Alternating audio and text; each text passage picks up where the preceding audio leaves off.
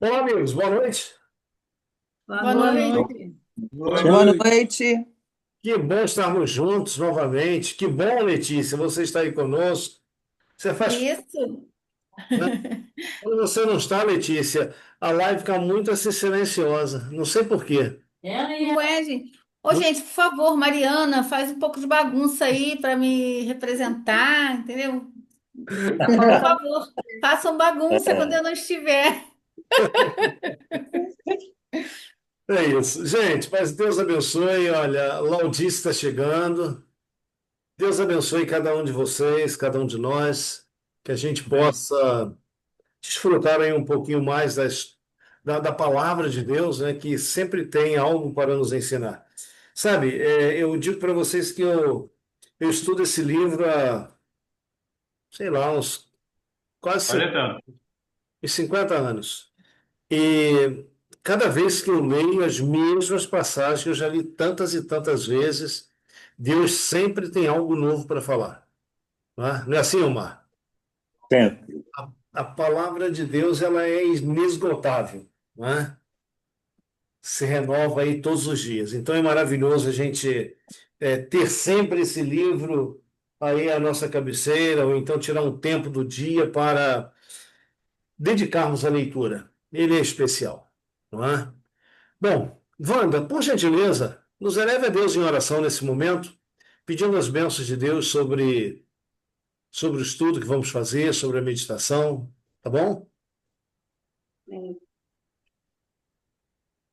querido Pai, que está nos céus, louvado, exaltado seja teu santo nome, Senhor. Amém, sim. Te louvamos, Pai, pelas bênçãos desse dia, que o Senhor nos cuidou, protegeu cada um dos teus filhos, Pai. Amém, sim. E por esse momento, Amém. Pai, estamos aqui novamente para estudar a tua santa palavra. Sim. Seu Santo Espírito venha motivar, Senhor, abrir nossas mentes, dando discernimento, capacidade para entender cada vez mais a tua santa palavra. Amém. Que o Senhor continue usando o Lutervan, produzindo os lábios dele, Senhor, e abrindo nossas mentes. Amém. Dá-nos capacidade para entender e vontade de estudar mais e mais a tua santa palavra. Amém, sim. Amém. Os teus filhos que aí estão e aqueles que vão ouvir depois essa mensagem, Senhor, que o seu Santo Espírito possa falar ao coração de cada um. Sim, sim. Amém. Tuas mãos a cada um, em nome de Jesus. Amém. Amém. Amém. Deixa eu só falar um oi para uma moça aqui. Claudice, Ok. boa noite, seja bem-vinda. Amém. Deus abençoe muito você, tá bom? Você, seu lar, todos aí. Bom, Amém. gente, na semana passada a gente falou um pouquinho sobre Abraão, a vida de Abraão, a história de Abraão, o dilema que Abraão viveu aí no final da sua vida, quando Deus pede que ele entregue em sacrifício seu filho Isaque. Nós vamos pular a vida de Isaac, né, como ele conheceu a esposa, enfim, detalhes da vida dele, a gente vai pular e a gente vai direto para um filho dele. Ou melhor, os dois filhos que lhe nasceram. Né? Por quê? Porque o título da nossa mensagem de hoje é O Preço do Engano. Nós poderíamos ter trocado esse título aqui com O Alto Preço do Engano. Vocês já foram enganados? Sim, Já? tá? Vocês já se sentiram enganados? Sim. Vocês já enganaram? Ah, sim. Agora, né, antes é sim, sim, sim, sim. Quando chega nessa. Mas em algum momento, com certeza, a gente já foi enganado ou a gente enganou. Em maior ou menor grau, isso já aconteceu. Como que você se sentiu ao ser enganado? Qual foi a sensação? Raiva. Raiva? Uhum. A frustração, né? Frustração? Bom, e para aqueles Espero que não tenha acontecido aqui, mas e para aqueles que, ou aquele que já enganou, qual é o sentimento? Culpa. Culpa. Então, veja, Culpa. em qualquer situação, enganar ou ser enganado, o resultado final nunca é positivo. Nunca. Sim, É sempre, nunca. gente, veja, sempre a pessoa ela vai estar perdendo. E é interessante que, tanto enganando quanto sendo enganado, acontece uma coisa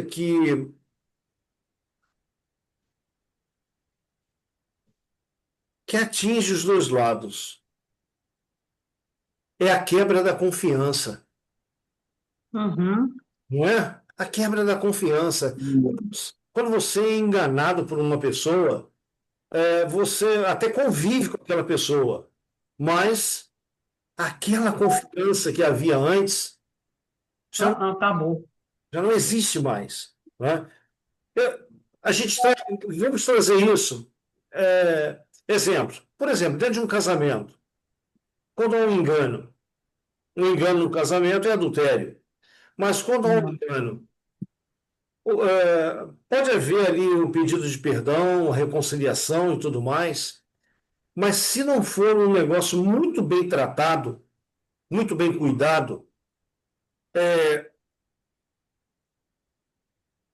vamos dizer assim, a, a próxima demora ou atraso daquela pessoa já vai despertar na mente da que foi enganada pensamentos ruins. Então é algo que tem que ser muito trabalhado, porque foi quebrado um voto de confiança. Veja, numa sociedade, eu nunca tive sociedade de trabalho com outra pessoa, a não ser a minha esposa. E, mas aqueles que têm sócios e sócios, não é? Fora aí do vínculo familiar. Heloísa, boa noite. Boa noite. Eu já tinha falado boa noite, mas é porque eu estava aqui ocupada fazendo umas coisas. Boa noite para todo mundo. Deus abençoe você. Bom, Foi Boa mal. noite. Então, veja, dentro de um vínculo, negócio, comércio, enfim, algumas sociedades desse tipo, também quando há quebra da confiança, quando um dos sócios é enganado pelo outro, veja, qualquer coisa que aconteça, qualquer desajuste financeiro, se esse foi o caso, né, da quebra de confiança, isso aí gera um mal-estar. Então, gente, o que a Bíblia traz para a gente a respeito disso é uma história de alguém que pagou um alto preço por ter um dia enganado alguém, tá certo? E é isso que a gente vai ver essa noite. Então vamos lá. O texto que nós abrimos o nosso estudo, o texto que nós abrimos o nosso estudo é Gênesis 28, verso 15. É Deus falando para o enganador. Ele diz: Eu estou contigo, eu te guardarei em todo lugar aonde fores, e te reconduzirei a esta terra, porque não te deixarei enquanto não cumprir eu tudo o que te prometi. Uhum. Beleza, hein? Uau! Que texto lindo. Veja, aqui É. o enganador está fugindo. Ele está fugindo. Ele está fugindo da presença de todos. Mas ele não consegue fugir da presença, De Deus. não consegue fugir da presença de Deus. Sabe, uma coisa que eu fico assim maravilhado quando eu estudo a palavra de Deus é o seguinte: não importa o tamanho do meu pecado, Roberto, uhum. sempre tem um Deus de braços abertos para me receber. Uhum. Sempre há um Deus à minha procura. A gente vê isso no terceiro capítulo do livro de Gênesis. Adão pecou e fugiu.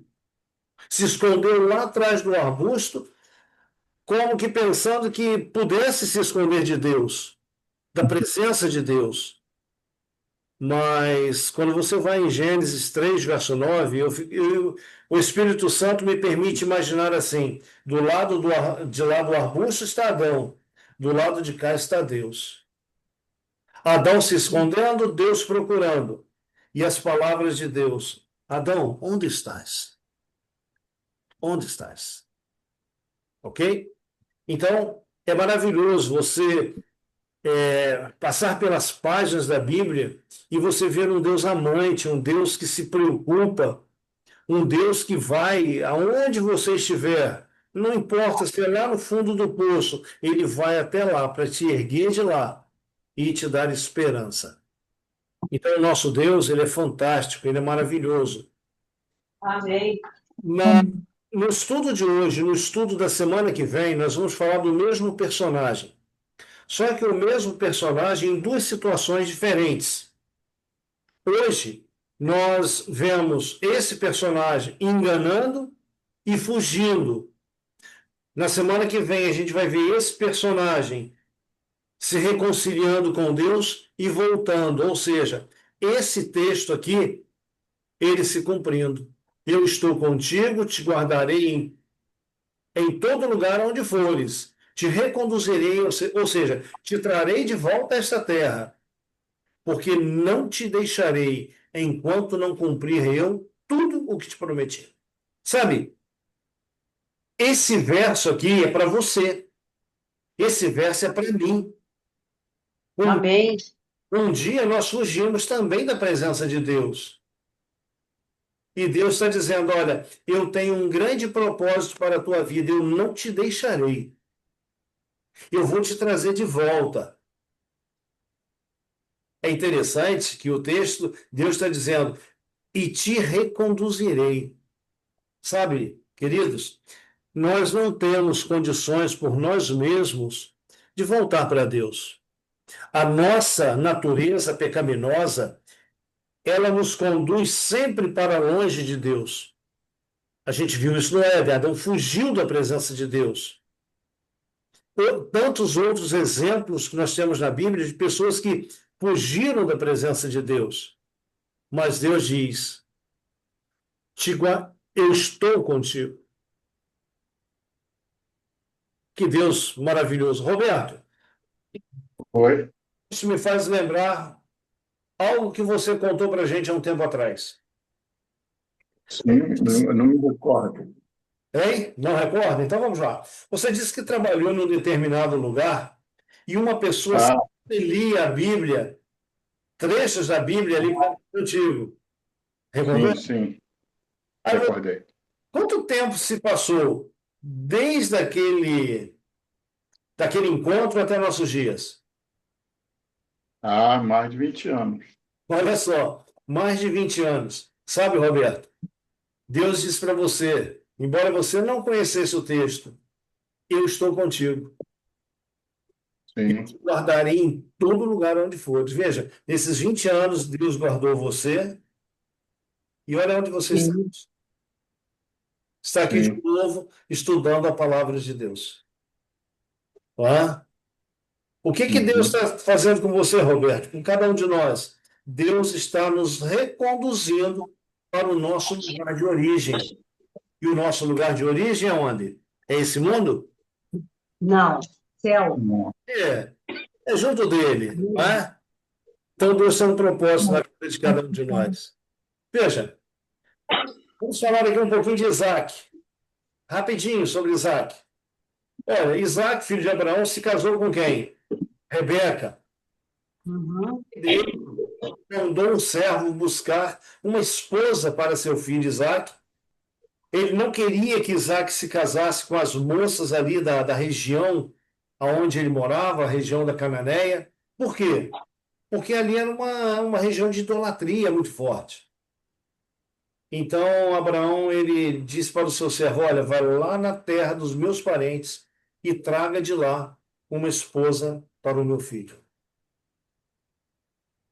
Bom, o servo foi. E o servo pediu a orientação de Deus para encontrar aquela que seria a esposa do seu senhor, no caso de Isaac. ele trouxe aquela moça, né? Diz que Isaac também, veja, eles se casaram, Isaac orou a Deus por sua esposa para que ela gerasse filhos.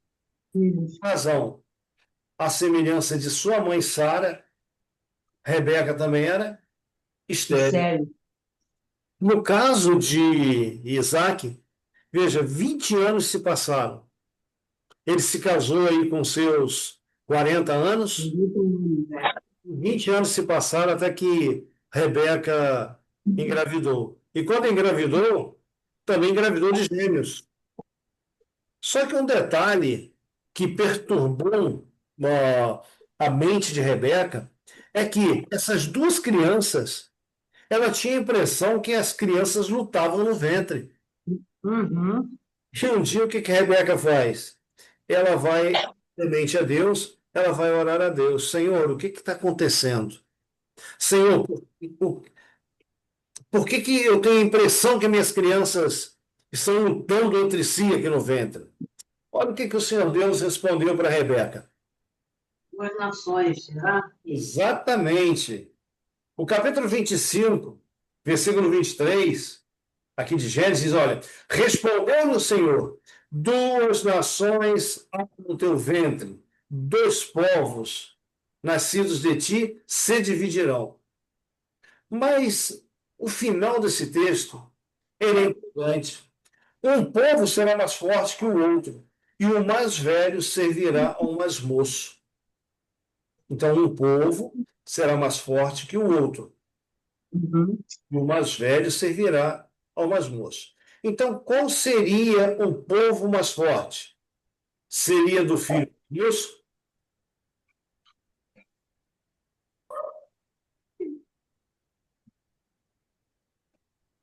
Do segundo filho, Seria, no caso do segundo filho. Jacó. Né? Então, vamos lá. Oi, Ricardo, boa noite, amigo. Boa noite, tudo bem? Então, olha só. O texto, ele segue e diz assim, olha, cumpridos os dias para que desse à luz, eis que se achavam gêmeos no seu ventre. Aí nasce o primeiro filho. Como? Ruivo, todo revestido de pelo, e por essa característica, ou essas características dele, lhe colocaram o nome de Esaú. Depois nasce o irmão. Jacó. Nasce o irmão segurando o quê? O calcanhar do irmão. Olha que coisa. Imagina, a parteira está lá, sai o primeiro garoto, e, gente, tem uma mão aqui segurando no calcanhar do irmão. E por isso chamam esse Jacó. Jacó. E aqui o texto vem dizendo, era Isaac de 60 anos, quando Rebeca nos deu à luz. Queridos, no Ocidente, que é onde nós moramos, Então, né, estamos, veja, no Ocidente as pessoas colocam nome nos filhos, mas não dão muita importância ao nome que está sendo colocado. o Né? significado. O significado. Tem cada nome aí que você diz assim, caramba. Gente, eu estou perguntando, aonde que a minha mãe estava com a cabeça quando me deu o meu nome? Tá com depressão no quarto. Ué, filho de Lutero, ué. Eu fico me perguntando aonde que a minha avó paterna estava com a cabeça quando deu nome ao meu pai. E olha, né? O nome do meu pai é Luther Bach. Lutervac. Luther Bach. Né? Também foi o único, né? Eu acho. Eu já procurei, gente. Não tem nenhum outro nome, Luther Bach. Luther Van tem um, tinha um na Paraíba, mas estava sendo procurado pela polícia. Sim, gente. Eu falei para a Sara, eu tenho que encontrar esse camarada, Dá um recado, ou muda de atitude ou muda de nome. Já somos poucos. E o rapaz ainda fazendo besteira lá em cima, sendo com mandado de prisão e tudo mais. Que isso? Né? Ok, agora olha só. No Oriente, principalmente nas terras bíblicas, dentro do contexto bíblico, cada nome que era dado ou era profético ou simbolizava alguma coisa que estava acontecendo naquele momento. Ok? Por exemplo, nós vimos Abraão. Abraão era pai de povos, multidões. Mas quando Deus muda o nome dele para Abraão, É pai de muitas nações. muitas nações, veja, vamos dizer assim, extrapolou, né, as multidões, nações procederão de ti. Isaac. Alguém sabe o que significa Isaac?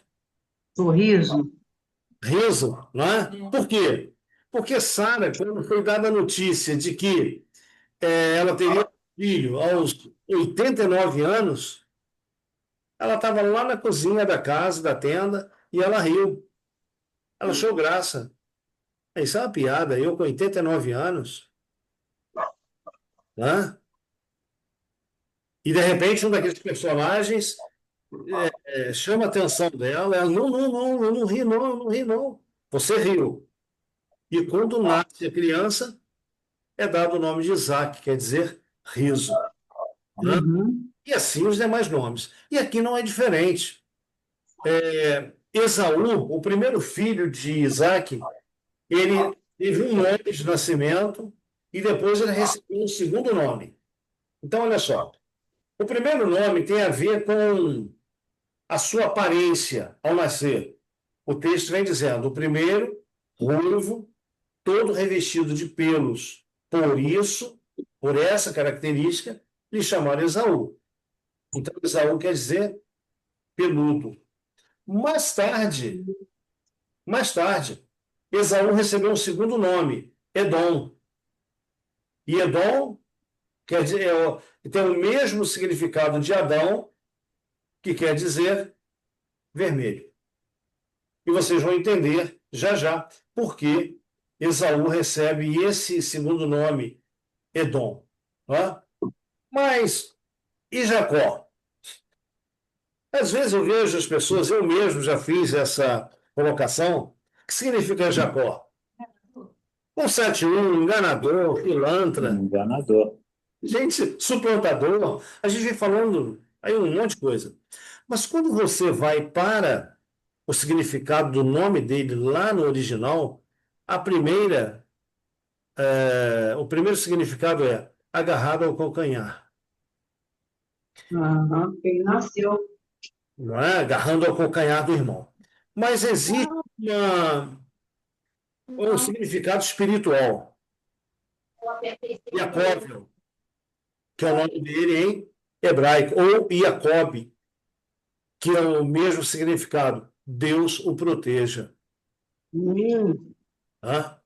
Então, aquela ideia que a gente tem de Jacó, um nome pejorativo, de uma forma negativa, nós deveríamos, de repente, mudar isso na nossa concepção desse nome e ficar aqui com o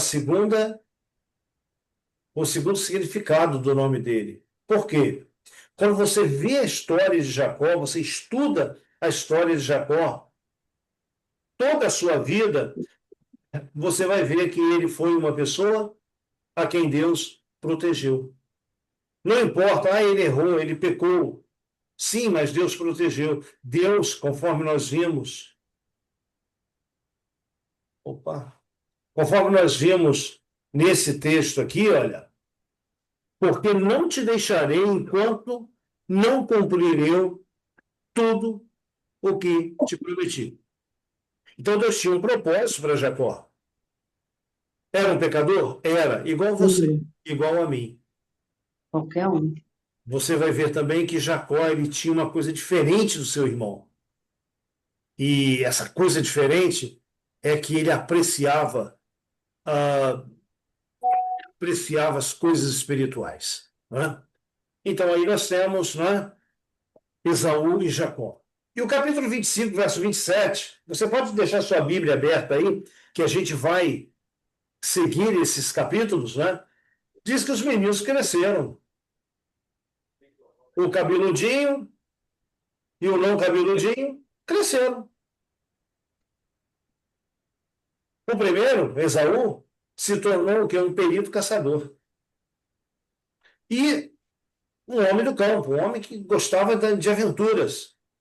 Entretanto, Jacó era um homem pacato, ou seja, tranquilo, e habitava em tendas.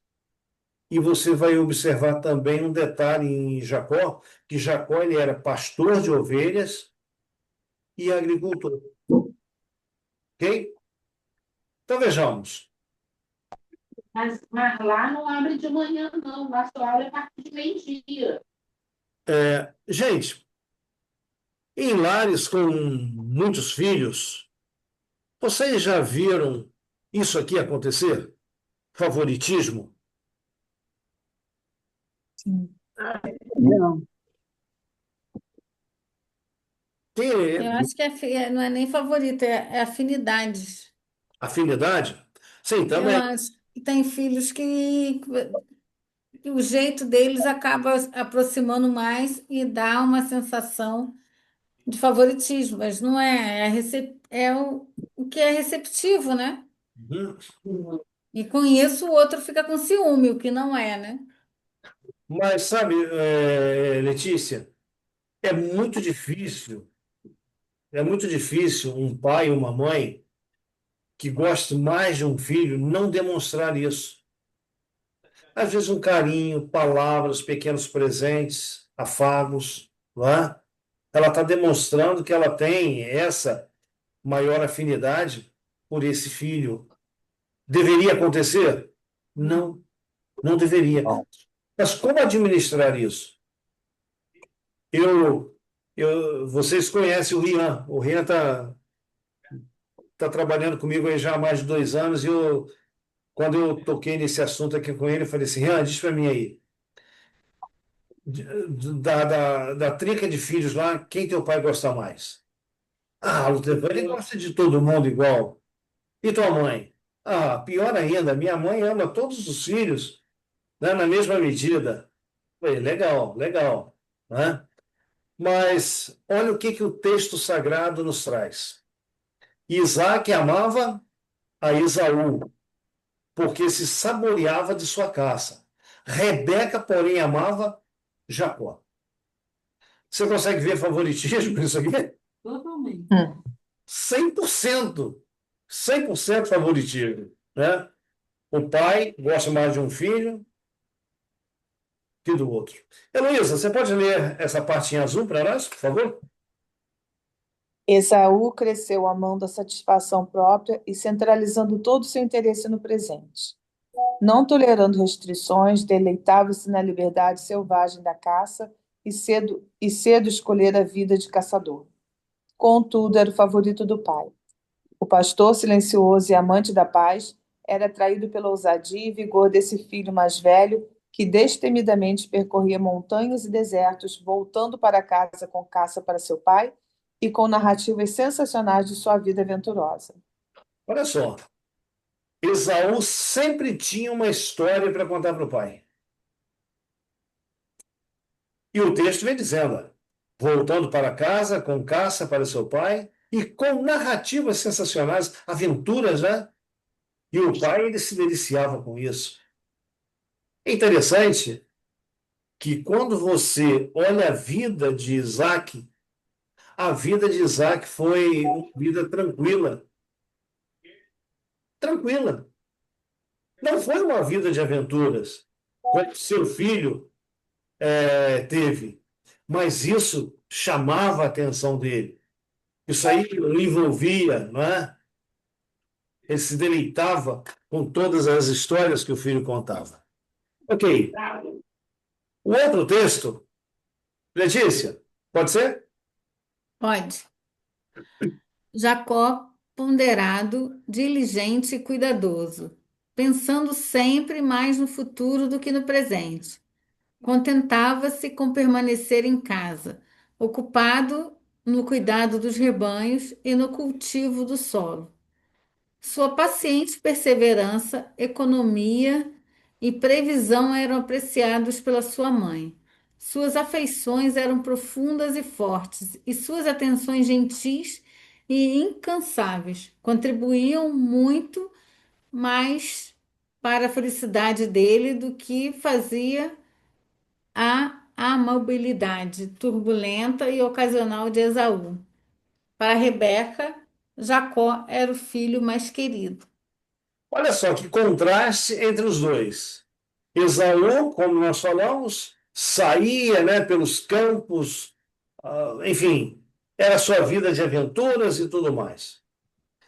Quando chegava em casa, corria, dava um beijo na mãe, ô mãe, te amo, e sumia, não é? Por isso a gente vendo aqui, ó, suas afeições profundas e fortes e suas atenções gentis e incansáveis. Isso aí falando de Jacó. Contribuiu muito mais para a felicidade dela do que eu fazia a amabilidade turbulenta e ocasional de Esaú. Então, a gente poderia dizer, Esaú era aquele filho assim com mais seco, não é? Jacó era aquele filho mais carinhoso.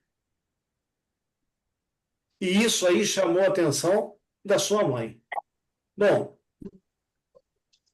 o início desse texto vem dizendo que Jacó ele tinha uma preocupação, Roberto.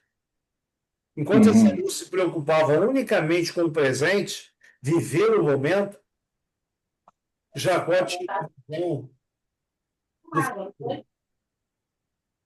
ok? Não entendi a tua última palavra. Olha só, enquanto Esaú queria viver somente o presente, o momento, tá?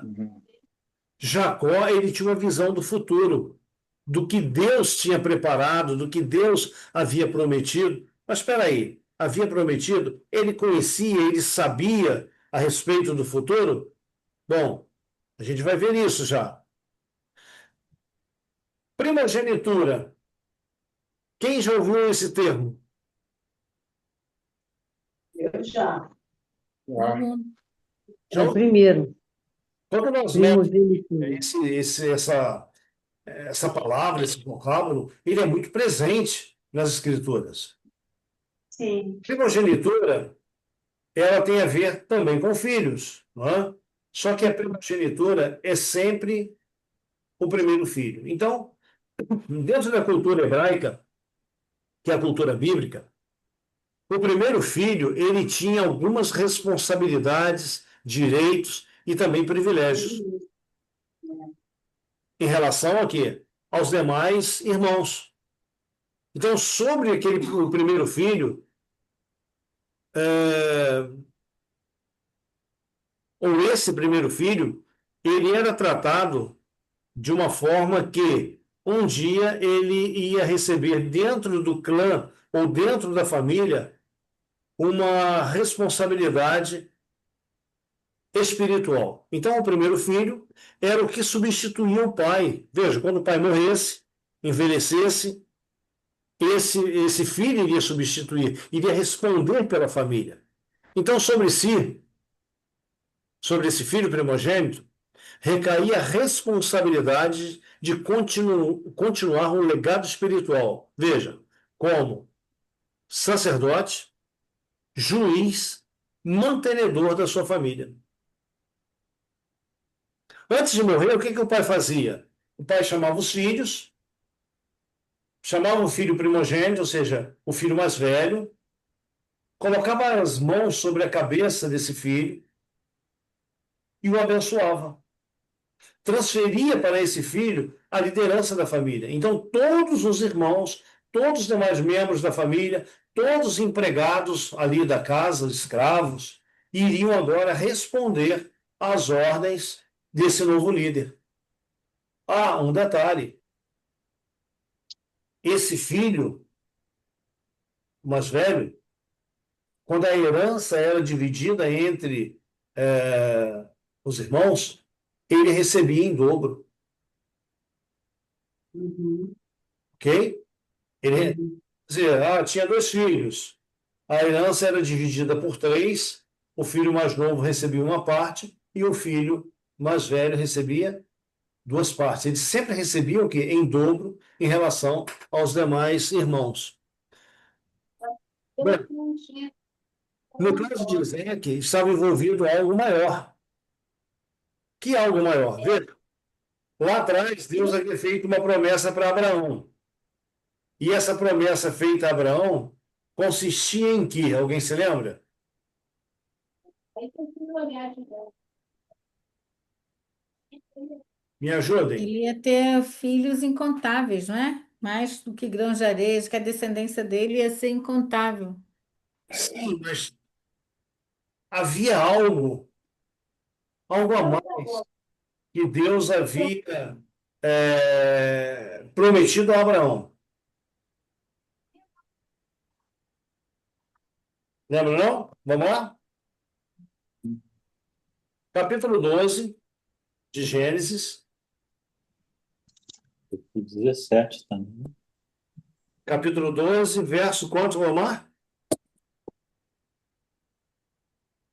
Vou botar aqui para ver se não descarrega É o tanto. versículo 3.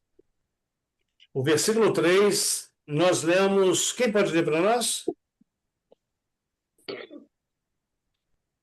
Abençoarei os que te abençoarem, e amaldiçoarei os que te amaldiçoarem. Em ti serão benditas para todas as famílias da terra. Em ti serão benditas todas as famílias da terra. O que isso quer dizer?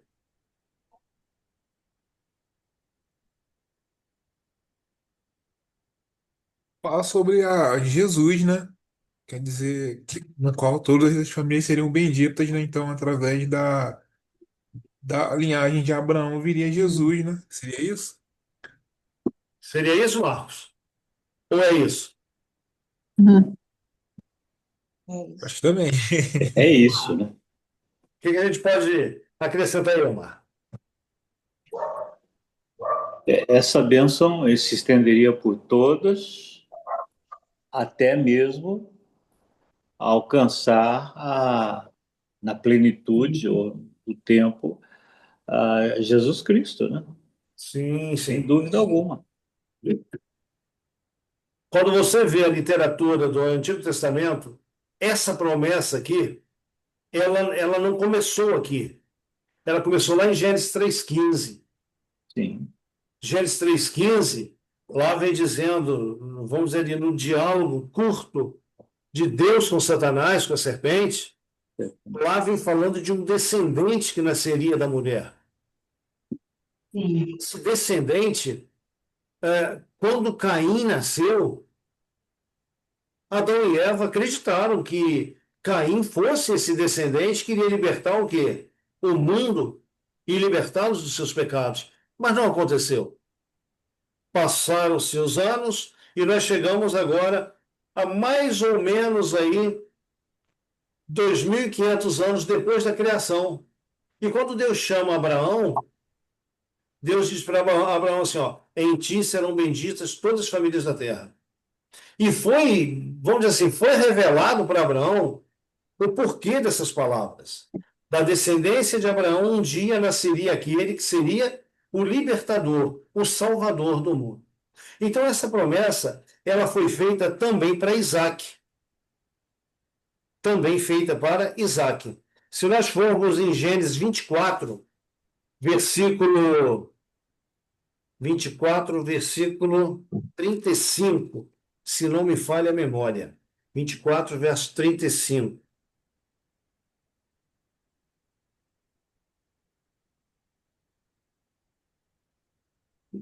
Não, não é esse texto. Não. Não é esse texto. Mas essa promessa, ela foi também passada para Isaac, dizendo: olha, em ti serão benditas todas as famílias da terra. E quando nós chegamos na vida de Jacó, você vai ver que essa bênção que Jacó tanto queria tinha a ver com aquela com aquela promessa que Deus havia feito ao seu avô, Abraão. Bom, vale lembrar que Jacó era menino e seu avô Abraão já estava de bastante idade. Então eu acredito que Abraão devia falar dessa promessa para o seu filho, para o seu neto. Devia relembrar essa promessa ao seu filho. E isso foi passando o quê? De pai para filho, de geração para geração. Em ti serão benditas todas as famílias da terra. Então, poxa vida, meu avô foi escolhido para dele nascer aquele que vai salvar o mundo dos seus pecados. Mas meu avô já está velho, vai morrer. O meu pai também já está de idade. E isso vai ficar com quem? Com meu irmão que não quer nada com Deus? Então Jacó almejou isso para si. E é interessante como que isso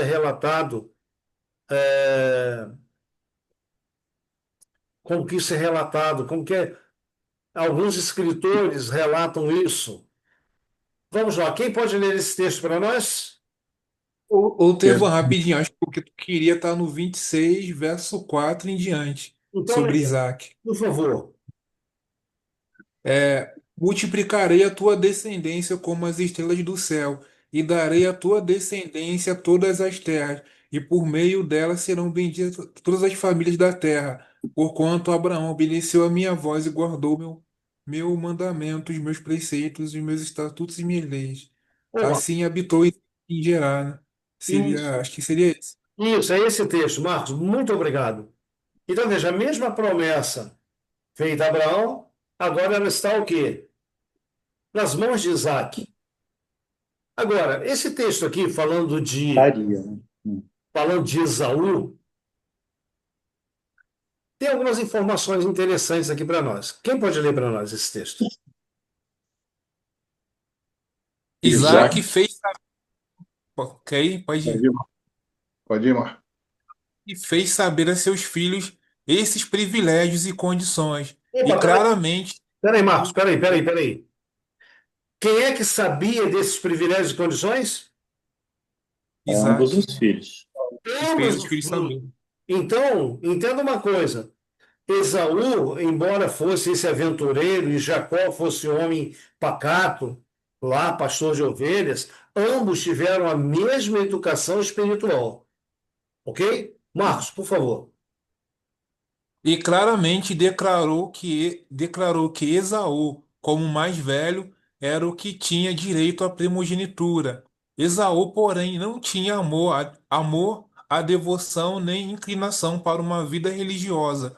Os requisitos que acompanhavam a primogenitura espiritual eram para ele uma restrição importuna e mesmo odiosa. A lei de Deus, que era a condição do concerto divino com Abraão, era considerada por Esaú como um jugo de escravidão. Propenso à satisfação própria, nada desejava tanto como a liberdade para fazer conforme lhe agradasse. Para ele, po- poderio e Poderia. riquezas, festas e orgias eram felicidades. Ele se gloriava na liberdade sem restrições de sua vida selvagem e errante. Queridos, essa história aqui, ela se repete hoje. Ela se repete hoje na humanidade. Como? Quantos sabem que Jesus vai voltar? Todos. Muitos. Muito. E Luiz, a maioria sabe que Jesus vai voltar.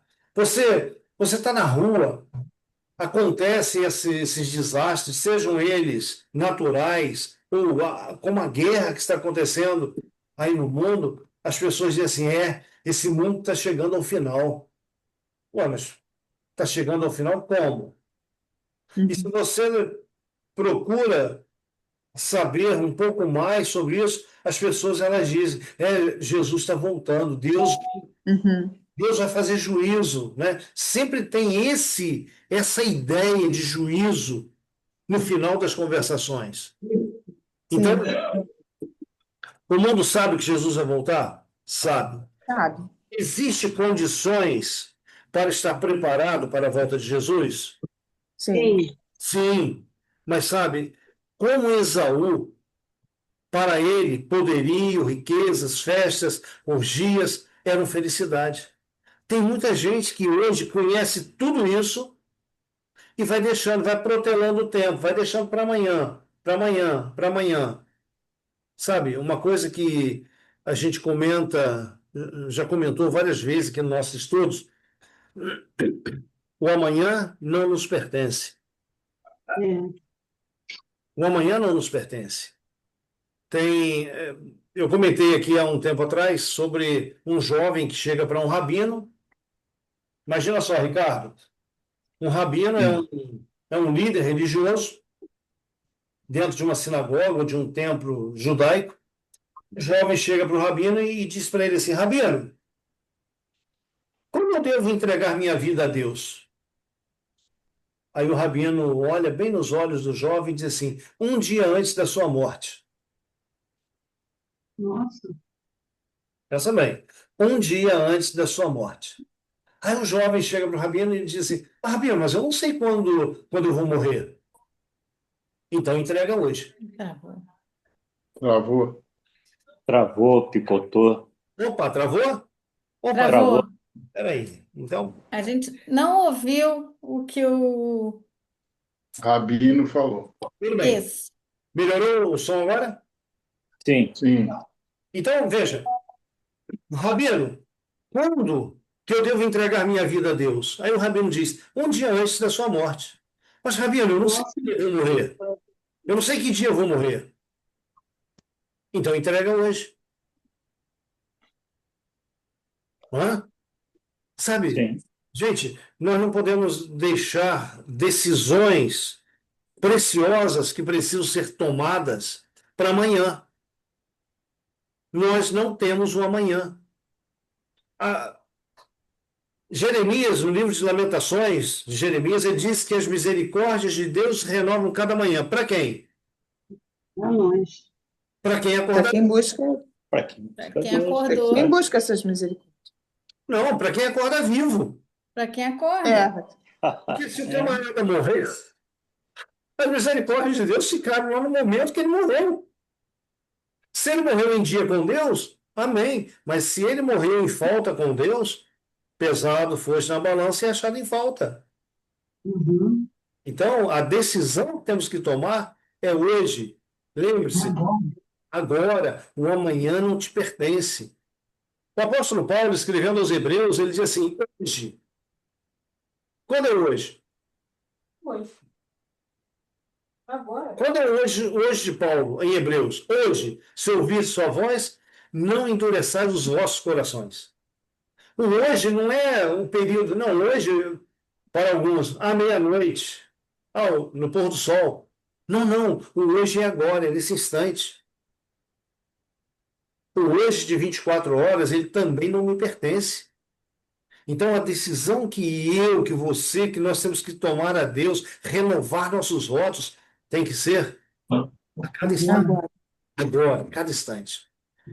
Mas veja, Esaú, ele olhava a vida religiosa como algo enfadonho. E aqui mesmo vem dizendo que, para ele, era uma restrição importuna e mesmo odiosa. Quero fazer uma pergunta a você. Você que ainda, de repente, não tomou aí uma posição ao lado de Jesus.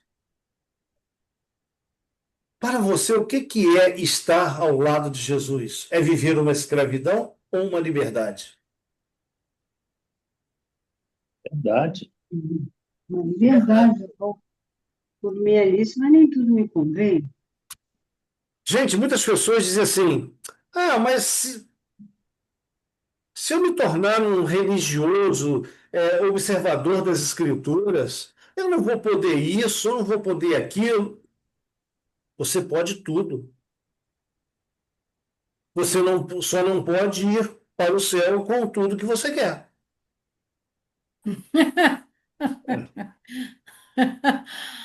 Eu respondi isso para uma pessoa esses dias. Mas eu posso fumar? Pode. Posso beber? Posso. Pode. Posso pegar uma menina e outra ali? Pode. Aí eu lembrei do que eu tinha visto lá num chat. Eu falei, ó, você só não pode uma coisa. Você só não pode ser aceito no céu nessa condição.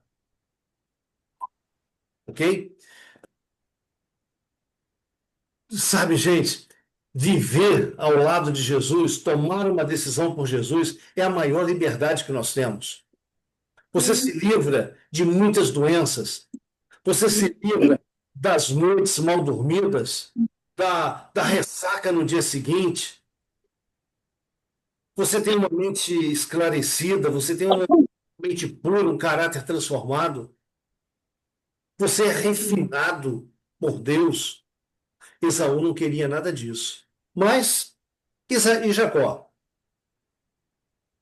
Quem agora pode ler para nós aí sobre Jacó? Jacó soberano. Não, soberano. Peraí. Soubera Jacó soubera por sua mãe da indicação divina de que a primogenitura lhe recairia. E encheu-se de um indescritível desejo de obter o privilégio que eu a mesma o conferia. Não era a posse da riqueza do seu pai o que ele desejava ansiosamente. A primogenitura espiritual era o objeto do seu anelo, tendo comunhão com Deus, como fizera o justo Abraão, oferecer o sacrifício expiatório por sua família, ser o pai do povo escolhido e do Messias prometido, e herdar a posse imortal que estava compreendida nas bênçãos do concerto. Eis aí o privilégio e honras que acendiam. Só um minutinho que está em cima do coisa. O privilégio e honra que acediam os seus mais ardentes desejos. Seu espírito estava sempre a penetrar O futuro. e procurava apreender suas bênçãos invisíveis. Você reparou aqui a diferença de um irmão para o outro? Muita, né? No anterior, nós vimos que os dois receberam a mesma instrução, a mesma educação espiritual. Os dois tiveram o mesmo conhecimento das profecias. Agora, quando eu olho para Isaac e eu olho para Rebeca, eu também vejo uma diferença. Isaac, ele gostava das histórias que seu filho Esaú contava, ele gostava da caça que ele trazia, mas havia alguém no lar que havia recebido orientação de Deus com respeito ao futuro de um de seus filhos, e essa foi Rebeca. Então, o texto aqui vem dizendo que Jacó, ele soube, através de sua mãe, da indicação divina de que a primogenitura recairia sobre ele. E, diante disso aí, o coração de Jacó, ele se enche de desejo de conhecer mais, de ter, de abreviar isso aí. Não é? Ele ficava pensando, puxa vida, eu vou ser aquele que teria responsabilidade do cuidado espiritual com a minha família. Jacó ele já olhava lá na frente, lá no futuro, o nascimento do Messias. E isso aí, o texto vem dizendo aqui, ó, seu espírito estava como que incendiado, não é? Como que incendiado com esses ardentes desejos. Então, seu espírito estava sempre a penetrar no que o futuro e procurava apreender suas bênçãos invisíveis. Queridos, me permita fazer mais uma pergunta a você. Onde os nossos olhos estão focados? Qual é o foco da nossa vida. Nossos olhos estão focados nas coisas desse mundo que está morrendo dia a dia? Os nossos planos primários são para este mundo? O que está ocupando a nossa mente? O que está atrapalhando o nosso relacionamento com Deus, de ouvir a voz de Deus e ter o nosso coração ardente e incendiado pelo poder do Espírito Santo? Porque, Ricardo, Mariana, Letícia, Roberto, todos os demais, veja bem, esse mundo ele está fadado ao fracasso, Com certeza. à destruição. Não existe futuro nesse mundo. Não. Então, nós não podemos construir o nosso futuro em um mundo que está sendo assassinado. Interessante que a palavra de Deus, se você abrir em Mateus capítulo 6, Mateus capítulo 6, diz assim para nós.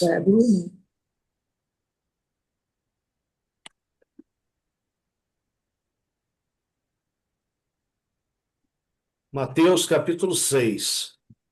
Aqui é o Versículo. segundo conselho do Senhor Jesus. E ele diz assim, olha, Qual é o versículo? vamos pegar o versículo 33.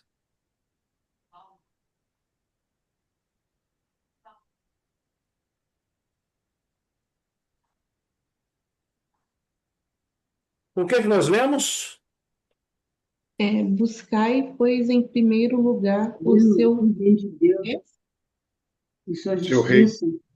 e a sua justiça, e todas as coisas vos serão acrescentadas. Acrescentando. Então, olha só, buscai, pois, em primeiro lugar o quê? O reino. Reino de Deus. Opa, então qual deveria, ou qual deve ser o nosso foco? O reino de Deus. Buscar em primeiro lugar, Mariana, o reino de Deus. Bom, quando nós buscamos em primeiro lugar o reino de Deus, isso quer dizer que nós estamos colocando o nosso coração onde? Em Deus. Em Deus. Agora, olha só o verso 21.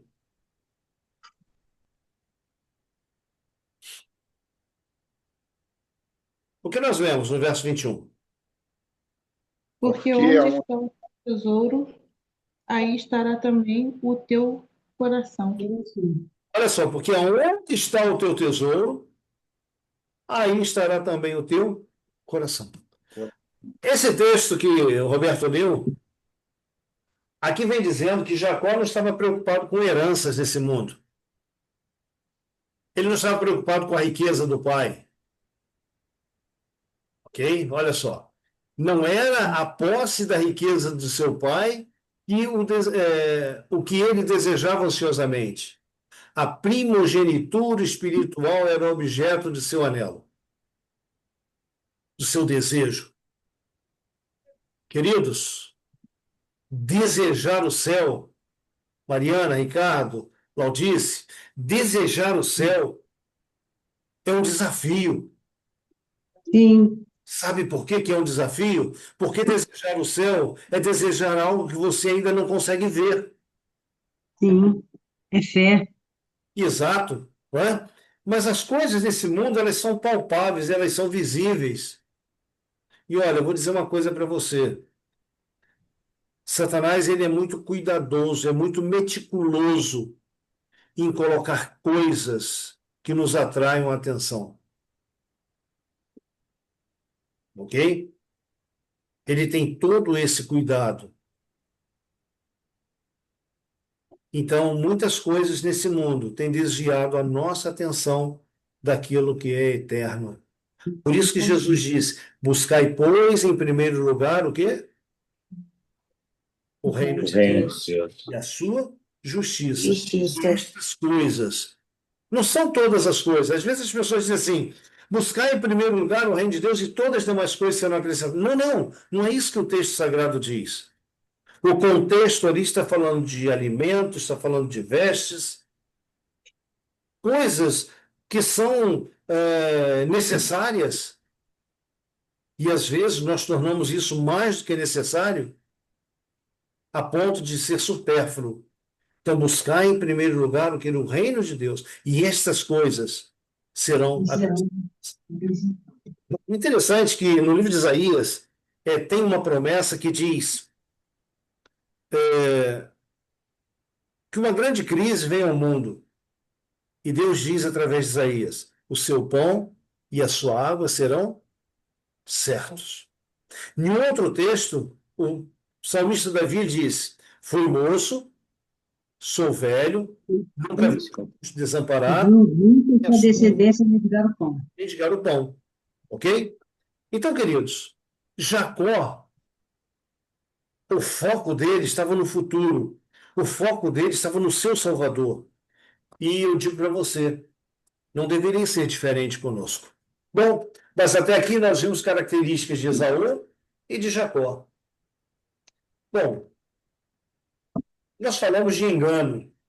Aonde começou? O que marcou a vida de Jacó como um enganador? Alguém leia, por favor, Êxodo 25, versículo 29 até o 34. Quem poderia ler para nós?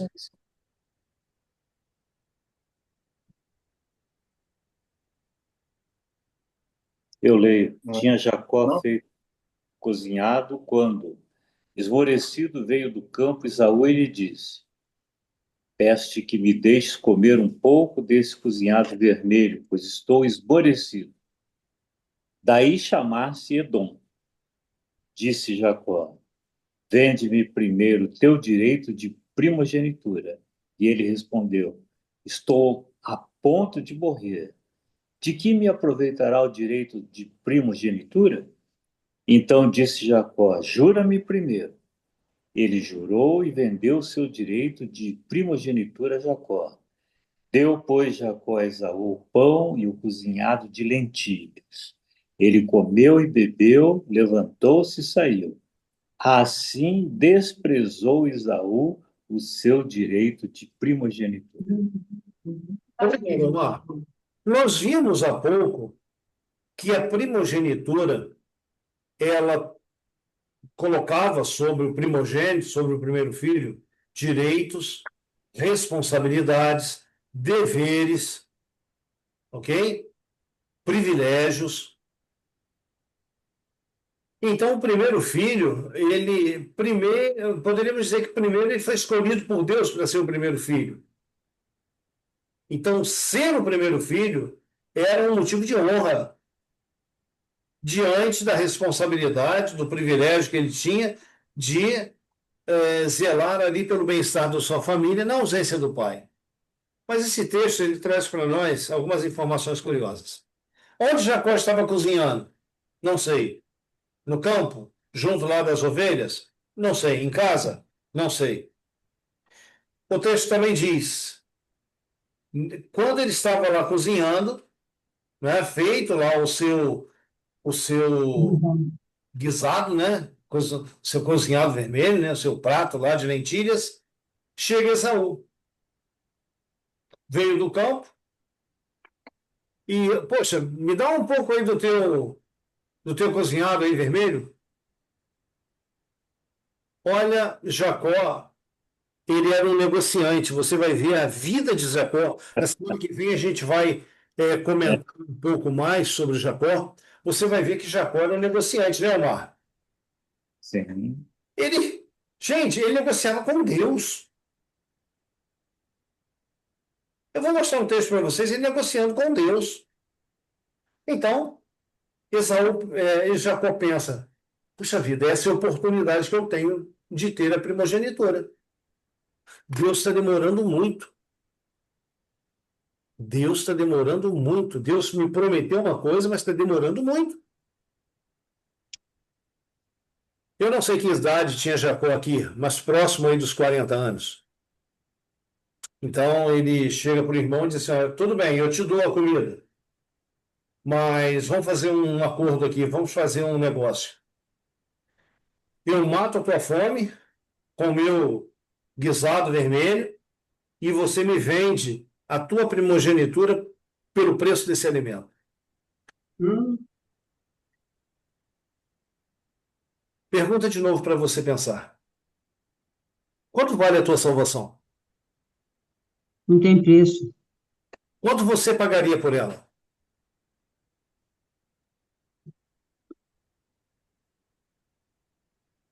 Para Esaú, a vida dele, a primogenitura dele, a espiritualidade dele, a vida eterna dele, valia um prato de comida. Uhum. Porque olha só, olha o que ele responde para o seu irmão. De que me aproveitará o direito de primogenitura se eu morrer? Só, se eu estou a ponto de morrer, Uau! Que valor tem a primogenitura para alguns? Um prato de comida. Que valor tem o céu para algumas pessoas? Um momento, 3 segundos. Gente, o final desse texto diz: assim desprezou Esaú o seu direito de primogenitura. Sabe, a Bíblia também traz um detalhe para nós que juramentos feitos, eles têm que ser acatados. Quando ele vende a sua primogenitura, ele faz um juramento. Ou seja, eu abro mão.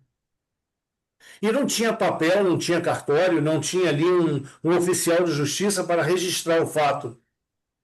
Mas existia um oficial de justiça nos céus. Amém. E ele via tudo, ele vê tudo. E ele registra tudo. Ok, passou-se o tempo, quase ou aproximadamente 30 anos se passaram. E agora Isaac está velho, os irmãos estão aí mais ou menos. Olha, gente, o que eu vou dizer para vocês agora. Os irmãos estão mais ou menos com 70 anos. Nossa. Não são jovens. Passaram-se os anos, Isaac envelheceu, né? Estava velho, cego, esperando logo para morrer. Então, resolveu não mais demorar a concessão da bênção a seu filho mais velho. Mas olha só, Isaac sabia que Deus havia falado para sua esposa que a bênção da primogenitura seria de quem? De o Jacó. mais velho serviria o mais novo, né? Isso. Então a bênção da primogenitura seria do mais novo, embora Esaú fosse primogênito. Esse texto aqui ele diz assim, olha, mas sabendo da oposição de Rebeca e Jacó, decidiu-se a realizar a solene cerimônia em segredo. Gente, o que eu vejo aqui? Isaac,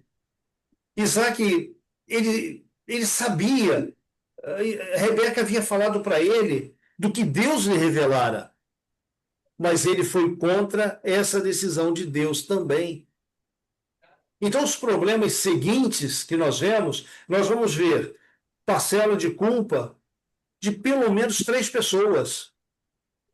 Então, de acordo com o costume de fazer um banquete em tais ocasiões, o patriarca, ele deu a ordem a Esaú: vai ao campo, apanha para mim alguma caça, faz um guisado saboroso, e depois que eu comer, não é, eu vou te abençoar com a bênção da primogenitura. Olha a proposta do engano. Quem pode ler para nós? Marcos, pode ler aí para a gente?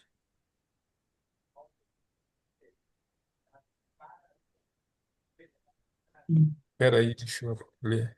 Está aqui na tela. Então disse Rebeca a Jacó, seu filho: ouvi teu pai falar com Esaú, teu irmão, assim: traze caça e faze-me uma comida saborosa, para que eu coma e te abençoe diante do Senhor, antes que eu morra. Agora, pois, meu filho, atende às minhas palavras com que te ordeno, vai ao rebanho e traze-me 2 bons cabritos. Deles farei farei uma saborosa Uhum. comida para teu pai, como ele aprecia, levá-lo-ás a teu pai, para que coma e te abençoe antes que morra. Opa, peraí. Quem é que deu a ideia aqui do engano? Rebeca. Re- Rebeca. Muito bem, Roberto. Rebeca. Uhum. A mãe chama o filho e diz: Olha, teu pai vai abençoar teu irmão, então ó, vamos fazer assim, porque a bênção é tua. Tá. Ah, nós vamos somar aí os errantes, já já. Olha, Jacó ele se opôs. Ele chega para a mãe e diz: Mãe, Esaú é todo peludo, meu corpo é liso. Esaú tem cheiro do campo. E eu não tenho, mãe. A mãe chega para o filho e diz assim: Ó, fica tranquilo, eu já tenho tudo planejado. Ixi. Uhum. Mãe, a minha voz é diferente do meu irmão. Fica tranquilo, já pensei em todos os detalhes. No capítulo 27, versículo 13, nós temos uma das frases mais infelizes das Escrituras. Essa frase é de Rebeca. Caia sobre mim essa maldição. Caia sobre mim o quê? Essa maldição. Essa maldição. Atende somente o que eu te digo. Vai, traz-me lá o cabrito. 27. Por que que eu digo que essa aqui é uma das frases, das colocações mais infelizes da Bíblia, que a Bíblia traz para a gente? Sabe? Essas palavras de Rebeca, essa decisão que ela tomou, trouxeram mais tarde para ela um pesar tremendo. Nunca mais abri o filho dela. Exatamente, não disse. Exatamente. Veja, decisões geram Com consequência. certeza. Qualquer decisão, nós acordamos e nós temos que tomar decisões. Hoje eu acordei às 4 da manhã Muito bem. e eu tive que tomar uma decisão. Levanto ou fico deitado, rolando na cama para lá e para cá? Né? Às vezes acontece, não, Mar? Sim. Eu vou atrapalhar o sono da esposa do lado. Me levantei, fui para o outro quarto, acendi a luz e fui estudar a palavra de Deus. Já estava acordado, não ia dormir mesmo. Então, você acorda fazendo decisões. Depois de estar ali 1, 2 horas, 3 horas, agora eu tenho que tomar uma outra decisão. Eu tenho que sair para trabalhar. Depois que eu saio para trabalhar, qual o cliente que eu vou visitar primeiro? E quando eu volto para casa à noite, bom, daqui a pouco a gente tem uma live. E aí, eu abro a live ou deixo passar o tempo? Então, você, cada momento, decisões estão sendo tomadas e decisões geram consequências. Bem, vejamos. O que que Jacó fez? O que que Rebeca faz com seu filho? Rebeca vai lá, pega a roupa de Esaú, veste Jacó. Pega pelos de cabra, de animais, reveste seu pescoço, seus braços, porque é isso que o texto está dizendo. Depois tomou Rebeca a melhor roupa de Esaú, seu filho mais velho, roupa que tinha consigo em casa, vestiu a Jacó, seu filho mais novo, com a pele dos cabritos, cobriu-lhe as mãos e a lisura do pescoço. Então entrega a seu filho a comida saborosa e o pão que havia preparado e diz: Ó, vai lá, apresenta teu pai. Queridos, os pais conhecem os filhos? Sim. Sim. A Bíblia diz que sim. Jacó chegou, Isaac vira para ele e fala assim: Ô meu filho, foi rápido a caça hoje, né? É, o Senhor me abençoou. Olha só, nenhuma mentira, botou o nome do Senhor. O Senhor me abençoou. Engraçado. A voz é de, Voz de Jacó. a voz é de Jacó. Vem cá, chega mais perto. Uhum. Pegou, segurou o filho, cheirou. É, a voz é de Jacó, mas o cheiro é de Esaú.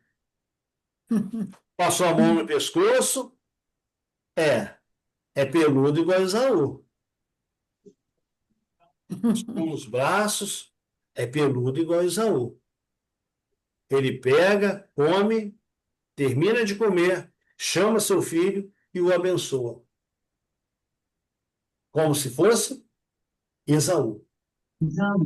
E quando você vai para a Bíblia e você vê a bênção que Jacó abençoou, ou melhor, a bênção que Isaac abençoou a Jacó, é uma bênção de liderança, é uma bênção de posses, é uma bênção de domínio. O melhor seria para Jacó. Ele nunca serviria, ele sempre seria servido. Aí estava o quê? A promessa que Deus havia feito a Rebeca. Meus queridos, Claudinete, você está quietinho aí, tudo bem? Tudo bem. Gostaria de ler para a gente? Infelizmente, eu esqueci meu óculos hoje no serviço, eu não estou enxergando nada. Heloísa, por gentileza. Eu, Sim. Jacó e Rebeca foram bem-sucedidos em seu propósito, mas ganharam apenas inquietações e tristeza por seu engano. Deus declarara que Jacó receberia a primogenitura e sua palavra ter-se-ia cumprida ao tempo que lhe aprovesse, se tivessem pela fé esperado por ele, a fim de operar em favor deles. Mas, semelhantes a muitos que hoje professam ser filhos de Deus, não estiveram dispostos a deixar esta questão em suas mãos. Rebeca arrependera-se amargamente do mau conselho que dera seu filho. Tal fora o meio de separá-lo dela e nunca mais lhe viu o rosto. Desde a hora em que recebeu a primogenitura, Jacó sentiu sobre si o peso da condenação própria. Tinha pecado contra o pai, o irmão, a própria alma e contra Deus. Em uma rápida hora, efetuar uma ação para o arrependimento de uma vida. Meus queridos, a questão é: valeu a pena? Não, Não. Não. não. Veja, o engano trouxe apenas o quê? Inquietações, tristezas. Isso aqui é o quê? É a consciência culpada.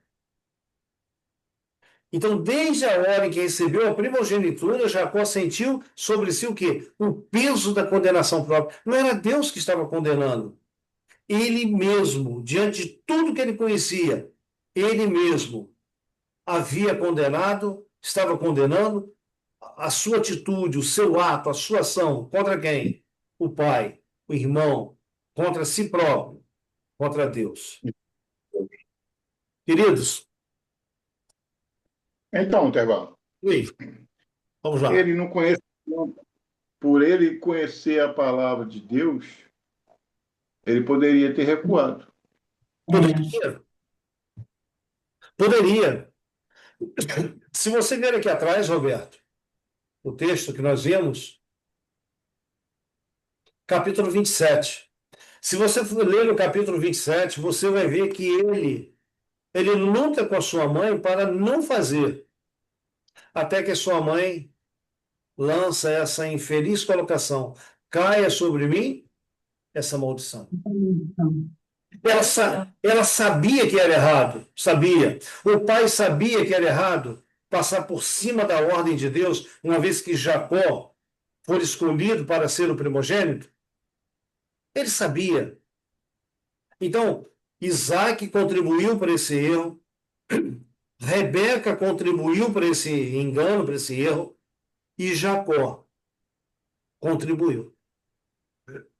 Então, nós vemos aqui o quê? Pai, mãe e filho.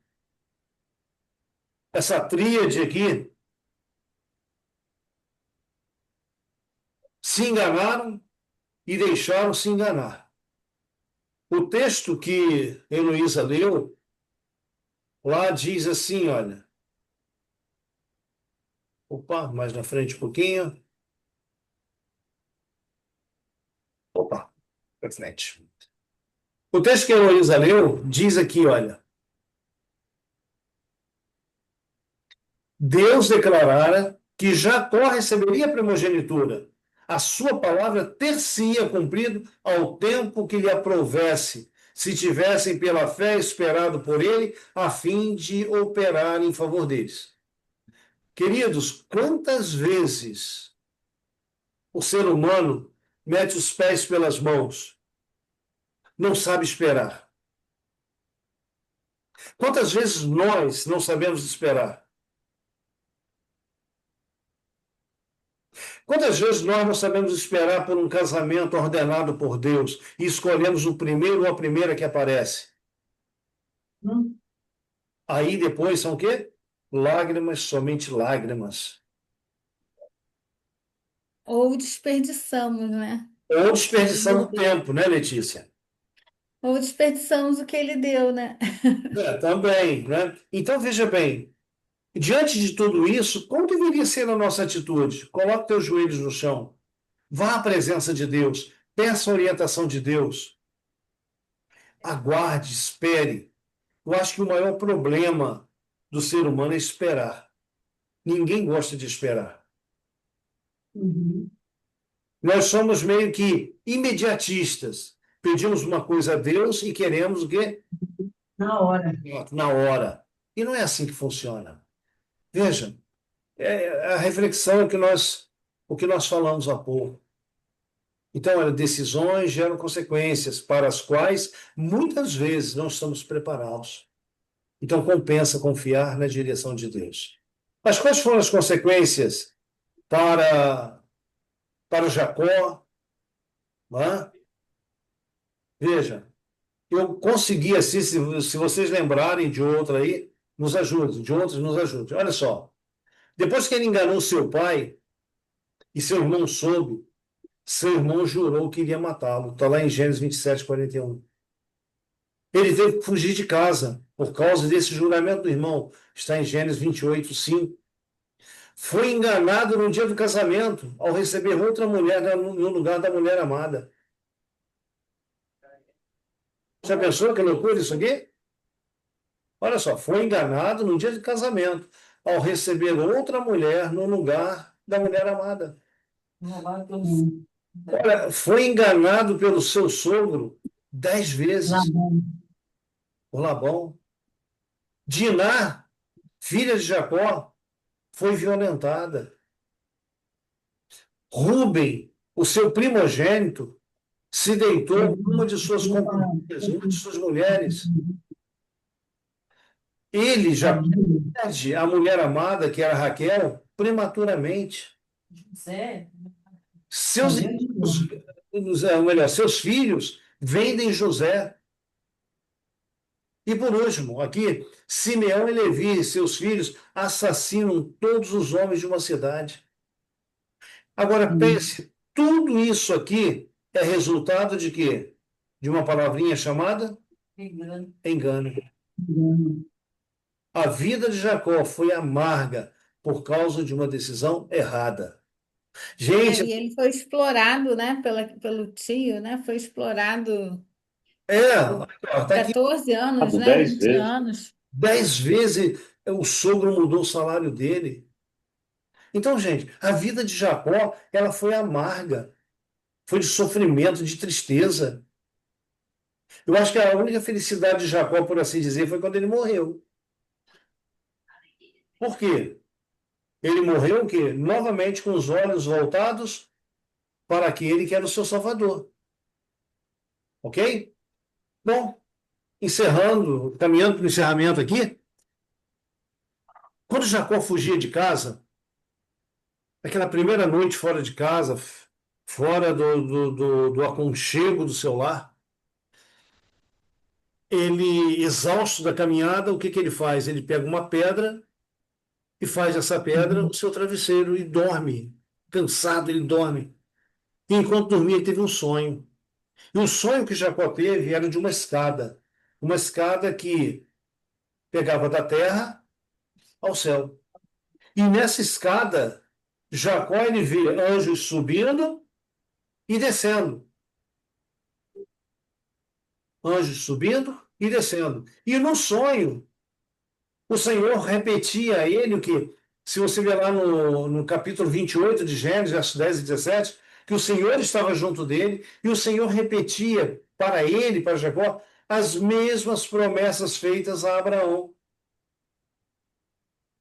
Vocês se lembram do verso inicial que nós começamos o estudo? Eu irei contigo, eu te trarei de volta, eu te abençoarei.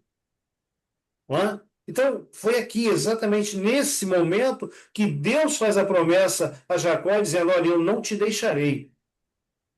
Eu vou te trazer de volta. Eu tenho planos para você.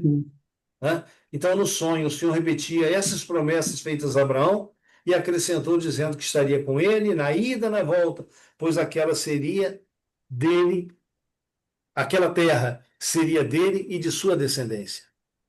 Essa promessa, ela vem se repetindo. Queridos, após o pecado de Adão, o que aconteceu entre o homem e Deus? Separação. Né? A comunicação entre o céu e a terra foi cortada, foi interrompida.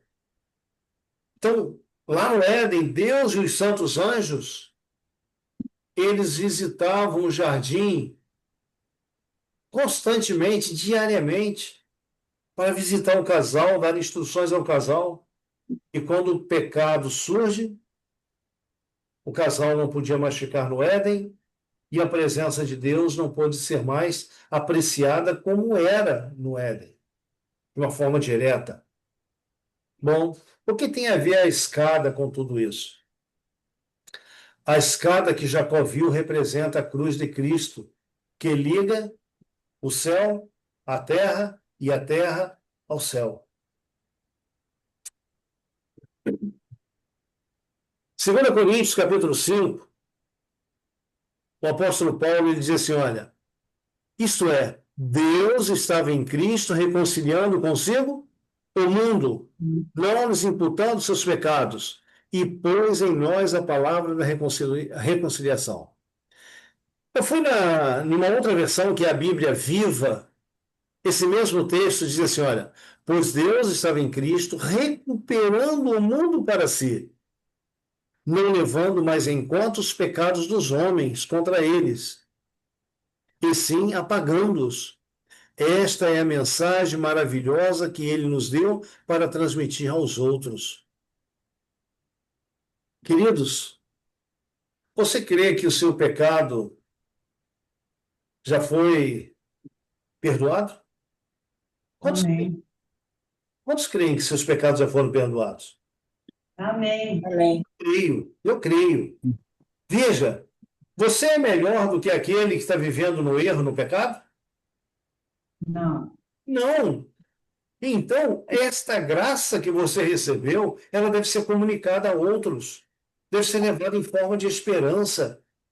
As pessoas precisam conhecer que para elas também existe o quê?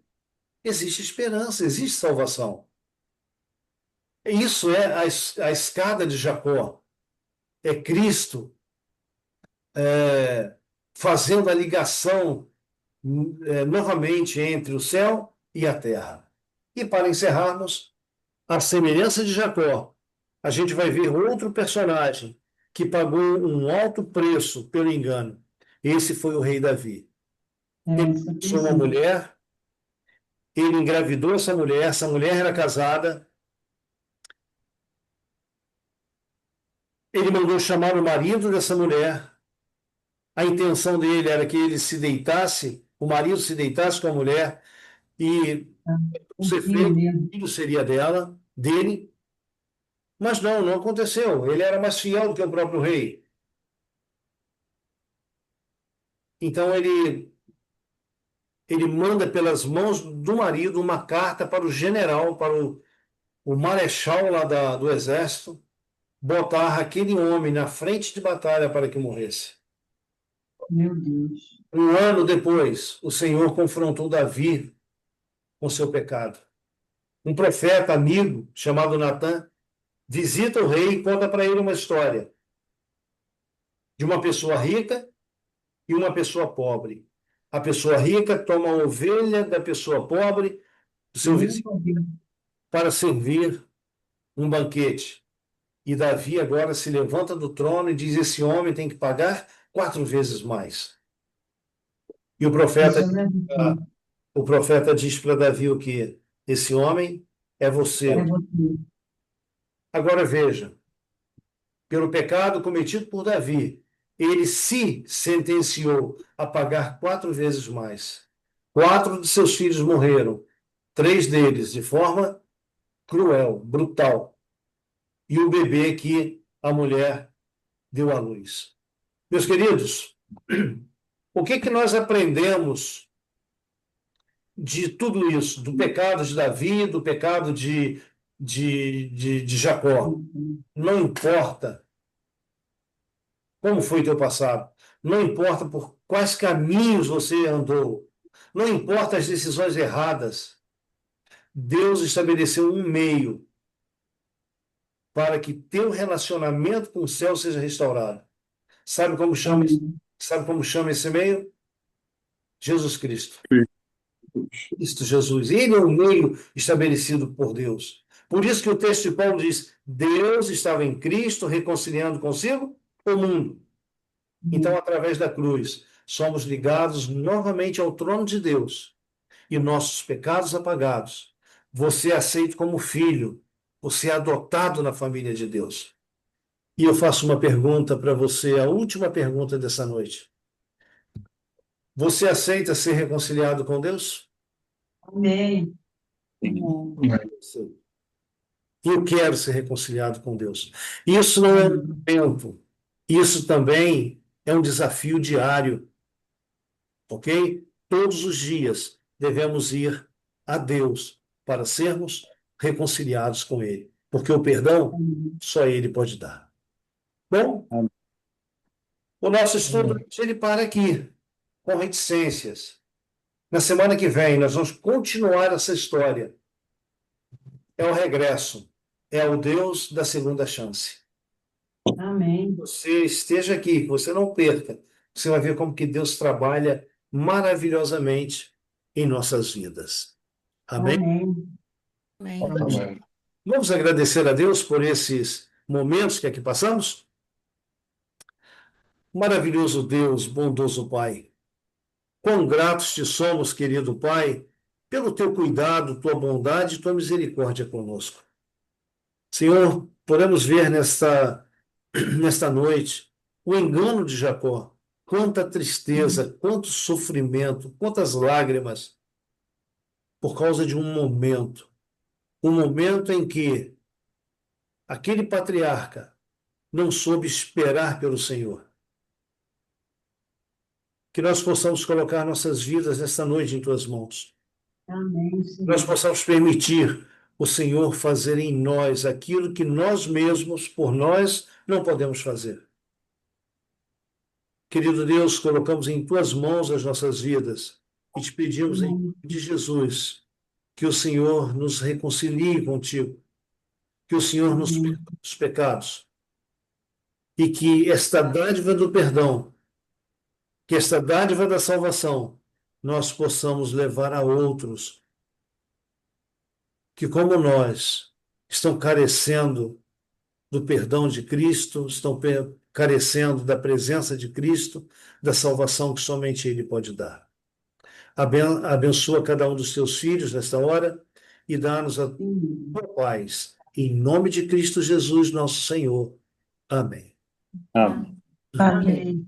Meus queridos, que você tenha aí uma noite feliz, uma noite muito abençoada e que, se Deus permitir daqui a pouco levantarmos, que seja para testemunharmos dele mais uma vez. Tá bom? Amém. Amém. Isso aí. Amém. Vocês. Boa noite a todos. Boa Boa noite a noite. todos. Tchau, tchau, noite. pessoal. Tchau, tchau, gente. Tchau. Boa noite a todos. Amém.